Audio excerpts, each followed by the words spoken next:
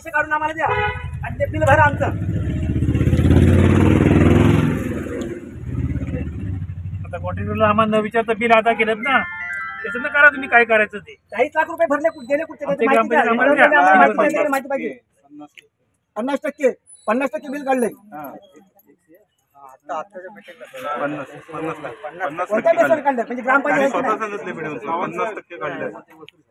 काय आहे की तालुक्यात शेवटी पाणी जाणे काळाची गरज आहे किंवा दैनंदिन गरज आहे किंवा टायमिंगची गरज आहे.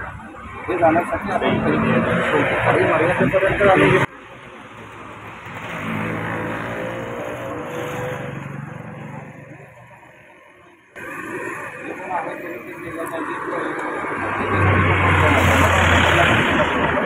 सातत्याने त्यांना ब्लॅकलिस्टला पाठवण्यासाठी सुद्धा केलं आणि त्याचं कालपत्र आलं. पत्र आल्यानंतर ते पत्र दिलं. आधी एवढीच तुम्हाला याची होती की तुम्ही ते पत्र घेऊन मग ते करायचं की नाही करायचं हा निर्णय नंतरचा.